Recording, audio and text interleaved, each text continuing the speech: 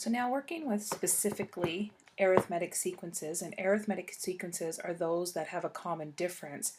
What it really means is that terms are going up or down by adding or subtracting. It's really always addition because we look at subtracting can be said that you're just adding a negative. But in this case, if I look at consecutive terms, I'm adding -7 or I'm subtracting 7.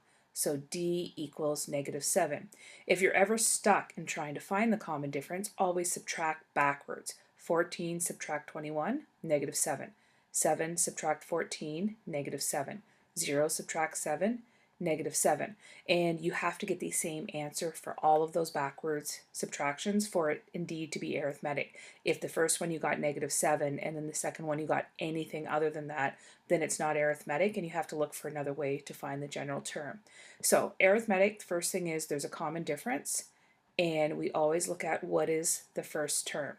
A is the first letter of the alphabet, so it always represents the first term of a sequence. So now we have a formula that we can use to find the general term. And the formula is Tn equals A plus n minus 1d. Remember, no math on the left-hand side, that just represents the nth term. A, you're always going to fill in with the first term, and you're going to leave because we want this to be a formula that we can use to generate any term, so we fill in the n's later. D is -7. It is absolutely necessary to put the brackets in here because if I just did n minus 1 subtract 7, that's a subtract 7, not -7 into the bracket. So make sure you don't do that, that you always put it into a bracket if it's negative. So now I'm going to do a little bit of math. I'm going to distribute the 7 into the bracket. -7 times n is -7n. -7 times -1 is +7.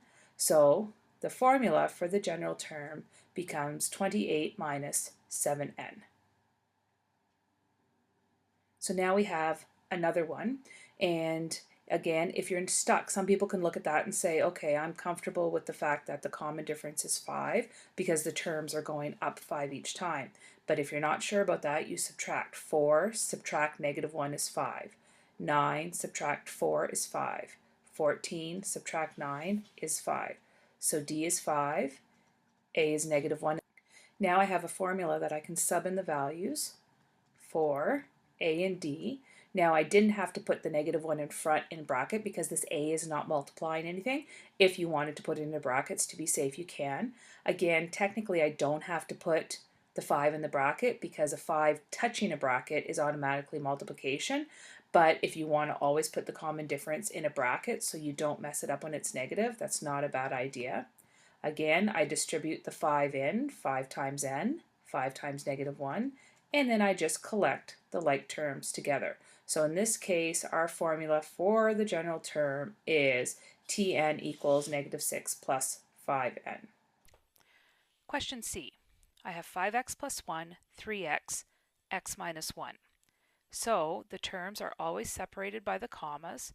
So now I can see that there are 3 terms here, even though there's a lot more happening. The first term is always what's in front of the first comma. So in this case, my first term is 5x plus 1. So that is an entire thing. My term is actually a binomial, something that has 2 terms. To get my common difference, I'm going to analyze what's happening to the x's and then what's happening to the constants. Again, if you're more comfortable with backwards subtracting to see what you get, that works. But I'm going to look at my x's, and I go from 5x to 3x to 1x. So my x's are going down 2 each time. So I'm subtracting 2 x's. For my constants, I go from 1 to 0 to -1. So they are going down 1 each time. I go back to my formula that works for any arithmetic sequence.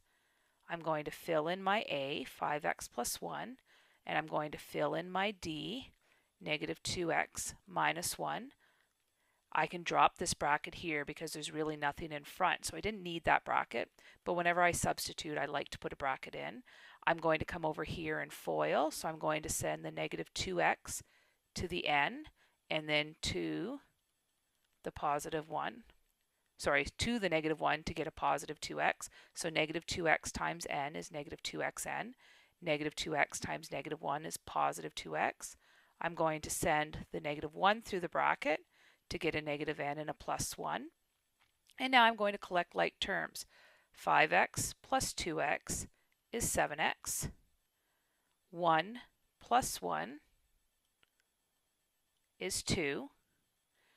Now, these two terms at the end aren't common with anything because they both have an n and this one has an x. You could possibly leave your answer like that, but just be aware that in some resources, they're going to look at that and say, well, there's a common n. So I'm going to factor out an n and I'm going to factor out a negative as well. So this is common factoring that you would have learned in grade 9 and grade 10, which is an essential skill. So if I take a -n out of the first term and I'm dividing it out, I get 2x. So this is unmultiplying. If I take -n out of itself, I end up with +1 because I would have to be able to multiply that back in to go up to there. So that is a formula. It's a strange formula, but we could sub in 100 for n, collect things up, and we'd have the 100th term with x's and numbers. Okay, so this last example in question 1 is a little bit different because instead of giving us a sequence that we can see or hear, they've given us just two pieces of information. So we don't know what the first term is and we don't know what the common difference is right away. Now, there is a way logically to figure out the common difference by looking at the change from term 5 to term 12, doing some subtracting and some dividing, and 100% if that makes sense to you and you see how to do that, please feel free to go ahead and do that. Just try to explain to me where you're getting the common difference from. I'm actually going to show you how to solve for it using the formula because that always works. So even if you can't see it, you can always go to that formula. But again, I can't stress enough that if you can look at that and do some figuring and tell me, well, I know the common difference is this, and work backwards to find A, as long as you get to the right answer and show me your work, I am fine with that. But because this is arithmetic, I'm going to go back to our formula, Tn equals A plus n minus 1d. Please ignore that little mark up there. It doesn't mean anything. I'm going to interpret this. 39 is the term. It's the answer. So it's going to go directly under the Tn. I'm going to sub 5 in for n because that's what this means. When n is 5, the answer I get is 39. Doing some math, the 5 minus 1, I get a plus 4d. As you get more comfortable with this, you might want to go right to the 39 equals a plus 4d because you'll look at that and say, well, 5 minus 1 is 4. I want you to see exactly where the numbers are coming from. I'm going to go over to the second piece of information that says the answer is 88 when n is 12. And again, some people might go right to, and then I did that, ignore that, that shouldn't be there. It's 12 minus 1 because then I go to 11d. I wrote 11 because I was thinking ahead to the answer. So now I have two equations, 1 and 2, with two variables, a and d. So I can solve. This is going back to grade 9 or grade 10, sorry, when you learned how to solve systems using substitution. I'm going to isolate a in this equation by bringing the 4d over and subtracting, and I'm going to sub 4a in the second equation. So I'm going to come over to the second equation, which is a plus 11d. But instead of a, I'm actually going to put a space. I like to put brackets to represent, okay, I'm going to put something in here. A is the same as 39 minus 4d. So I'm going to come over there and sub that in. Now I'm going to do some math. The brackets aren't necessary in this case, but I always like to put brackets in my first step of substitution in case there's a negative in front or a number. It helps alleviate little errors. So then I get 49 equals 7d. I brought the 39 over and subtracted it. So I get d equals 7. 49 divided by 7. Well, now I'm going to sub in 1 to find a. So I'm going to come back over here because a is 39 minus 4 times 7. Instead of, whoops, that should be an a instead of a d. Instead of d, I'm going to put in a 7. So that becomes 39 minus 28 equals a.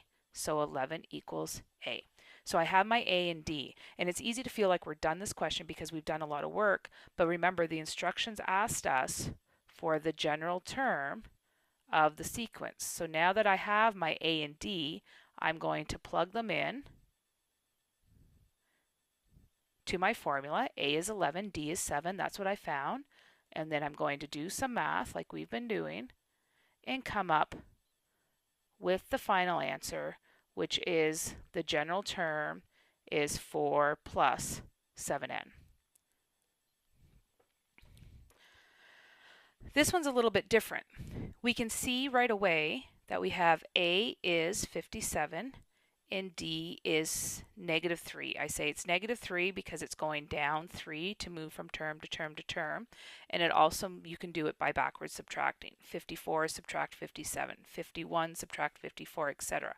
But really, when they say how many, that's our ordinal. That's the number 1, 2, 3, 4. How many terms does it take to get to -6? So n is what we're really solving for. So I go back to my formula, A plus n minus 1d, and this is going to be my Tn because I want to know which n is associated with -6. So -6 is the answer, A is 57, D is -3. Now there's a couple ways to solve this. You could distribute the -3 into the bracket and do it that way. I'm going to actually go a little bit quicker, and I'm going to bring the 57 over and subtract it to get -63. Then I'm going to bring the -3 over and divide it to get +21. And then I'm going to bring the 1 over and add it to get 22. So therefore, there are 22 terms, or -6 is the 22nd term.